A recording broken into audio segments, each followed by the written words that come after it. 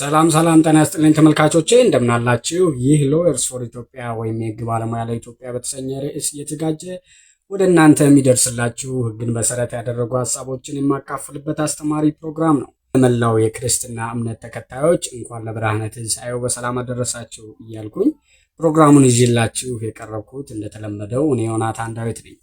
በዛሬው ርዕሴ ይዤላችሁ የመጣሁት ሐሳብ የቅጣት አይነቶችና አተገባበራቸው በሚለው ሐሳብ ላይ ተመሳሳይነት ያለው የወንጀል ቅጣትና እርምጃን ለሁሉም አይነት ወንጀለኞች መፈጸም ወይም ደግሞ መወሰን ተፈላጊውን የእርምት ሁኔታ ሊያመጣ አይችልም ተብሎ ስለሚታሰብ የወንጀል ህጋችን ላይ ያሉ የቅጣት መንገዶች አሉ።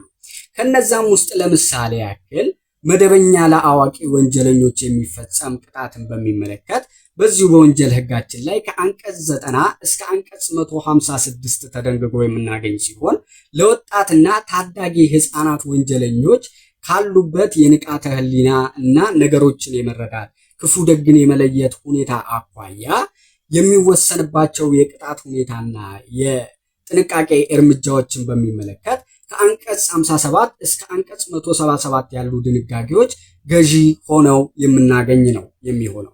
ሌላው የቅጣትና የጥንቃቄ እርምጃዎች ለጥቃቅን ወይም ትንንሽ ወንጀሎች ፒቲ ኦፌንስስ ብለን ለምንላቸው ከአንቀጽ 746 እስከ አንቀጽ 764 ባሉ ድንጋጌዎች ውስጥ እነዚህን ጥቃቅን የሚባሉ የወንጀል ድርጊቶችን በሚመለከት ይሄ ድንጋጌ ሰፊ ሐሳቦችን አስፍሮ እናገኛለን።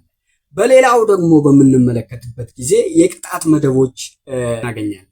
አንደኛው የመጀመሪያ ደረጃ የቅጣት መደብ የምንለው ሲሆን ሌላኛው የቅጣት መደብ ደግሞ ተጨማሪ ወይም ደግሞ ሁለተኛነት ደረጃ የሚወሰን የቅጣት አይነት ነው።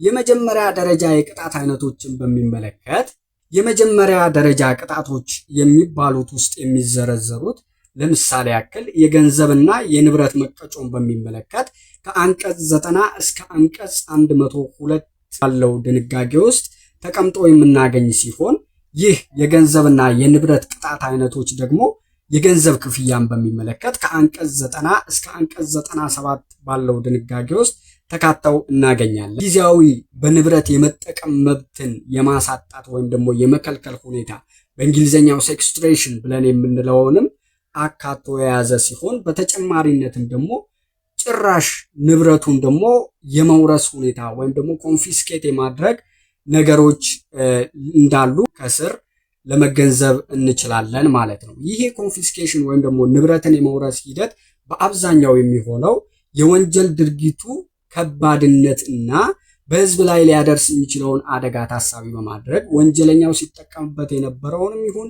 ተጠቅሞ ደግሞ ካገኘው ትርፍ ላይም ሊሆን ይችላል ብቻ ያንን ንብረት መውረስ በሚል ዓላማ ላይ መሰረት ያደረገ የመቀጮ ወይም የቅጣት አይነት እንደሆነ እንመለከታለን ማለት ነው። በሌላኛው ክፍል ደግሞ ነፃነትን የማሳጣት ቅጣቶች ያሉ ሲሆን እነዛ ነፃነትን የማሳጣት ቅጣቶችን በሚመለከት ደግሞ ከአንቀጽ 103 እስከ አንቀጽ 116 ባለው ድንጋጌ ውስጥ ሰፍሮ እናገኛለን።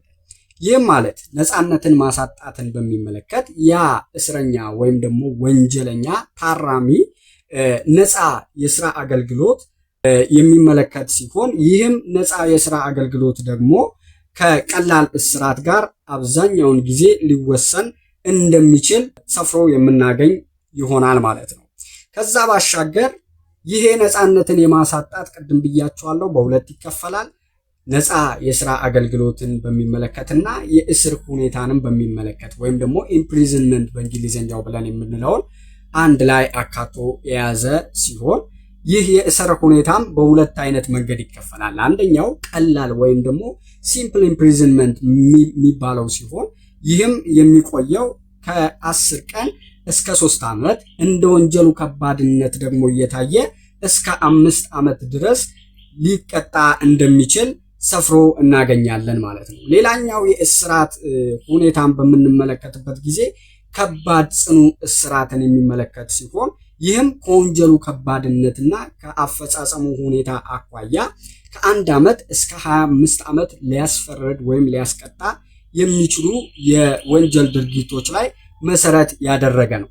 ሌላው የማረሚያ ቤት አስተዳደር ወይም ደግሞ የእስር ቤት ቆይታን በሚመለከት ደግሞ ከአንቀጽ 110 እስከ አንቀጽ 116 ባሉ ሁኔታዎች ውስጥ ስንመለከት ወንድና ሴት ታራሚዎችን ወይም እስረኞችን በተለያየ ማረሚያ ቤት ወይም በተለያየ ክፍል የማቆየት ሁኔታ ሊኖር እንደሚገባ፣ የመስራትና በሰሩትም ነገር ደግሞ ገቢ የማግኘት መብታቸው ሊጠበቅ እንደሚገባ፣ ከዛም ባሻገር በቅድመ ሁኔታ ከእስር ሁኔታቸው ሊለቀቁ የሚችሉበትንም አግባብ፣ በአመክሮ ጊዜ ያሉ የጊዜ ቅነሳዎችን የእስር ጊዜ ቅነሳዎችን አስመልክቶ፣ በተጨማሪነትም ደግሞ በሆስፒታል አንድ ታራሚ የሚቆይበትን ጊዜ ከእስር ቅጣት ጊዜው ጋር አንድ ላይ መጣመርና መታሰብ እንዳለበትም እንዲሁ ሰፍሮ እናገኛለን ማለት ነው።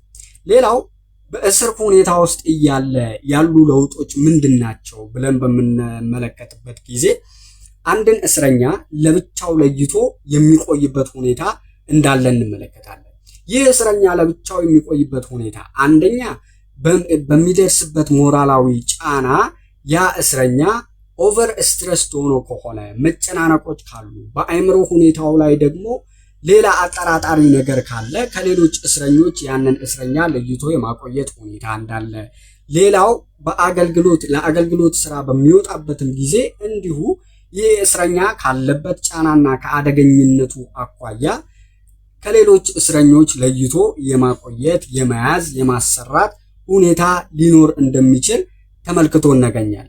በተጨማሪነትም ደግሞ ያ ታራሚ ላለው ወይም ደግሞ ለሚያሳየው መልካም ስነ ምግባርና ጥሩ የሚባሉ ድርጊቶች ተስማሚ የሆነ እርምጃዎችንም መውሰድ እንደሚቻል ሰፍሮ የምናገኝ ሲሆን፣ ሌላኛው ደግሞ የቅጣት አይነት ቅድም ባልኳችሁ የመጀመሪያ ደረጃ ቅጣት አወሳሰን ላይ በሚመለከት ሶስተኛነት ደረጃ ላይ የሰፈረው የሞት ቅጣት የምንለው ነው። ያ የሞት ቅጣትን በሚመለከት በዚሁ በኢፌድሪ የወንጀል ህጋችን ውስጥ ከአንቀጽ 117 እስከ አንቀጽ 120 ባሉት ድንጋጌዎች ውስጥ ምን ይላል? ይህ የሞት ቅጣት አወሳሰንን በሚመለከት የተቀመጡ መስፈርቶች አሉ። አንደኛ በከባድ ወንጀል ድርጊቶች ላይ ብቻ መፈጸም እንዳለበት፣ የወንጀል ድርጊቱ ለተጠናቀቀ ብቻ ወይም ደግሞ በሙከራ ደረጃ ላለ ምናምን ሳይሆን በአጠቃላይ የወንጀል ድርጊቱ ለተጠናቀቀ የወንጀል ድርጊት ብቻ የሞት ቅጣት ሊወሰን እንደሚችል፣ ምንጊዜም የቅጣት ማቅለያዎች እንደሌሉት ማረጋገጥ ሲቻል፣ በህዝብ ፊት ደግሞ ያንን ታራሚ ወይም ደግሞ ወንጀለኛ በስቅላት እንዲሞት ሊደረግ እንደማይገባና ሰብአዊ የሆነ መብትን መሰረት ያደረጉ የቅጣት እርምጃዎች ሊወሰዱ እንደሚገባ በዚሁ በኢፌድሪ ወንጀል ህጋችን ላይ ሰፍሮ የምናገኝ ነው የሚሆነው። ተመልካቾቼ በቀጣይ ደግሞ በሁለተኛ ደረጃ ያሉ የቅጣት አይነቶችን የማሳያችሁ ይሆናል። እስካሁን የተከታተላችሁኝ እኔ ዮናታን ዳዊት ነበርኩኝ። ስለተከታተላችሁ እጅግ በጣም አድርጌ የማመሰግናችሁ ይሆናል። አሁንም በድጋሚ ሐሳቤን ከወደዳችሁት ለሌሎች እንዲዳረስ በተለይ ደግሞ ወደ ህግ ትምህርት እየተቀላቀሉ ላሉ ተማሪዎች ይጠቅማል ብዬ አስባለሁ። ሐሳቡ ለሌሎች እንዲዳረስ ሼር፣ ላይክ፣ ኮሜንት በማድረግ እንዲሁም የዩቲዩብ ቻናሌ ላይ ገብታችሁ ሰብስክራይብ በማድረግ እንድታበረታቱኝ ስል በድጋሚ ጠይቃለሁ። ይህ ሎየርስ ፎር ኢትዮጵያ ነው። መልካም ቆይታ።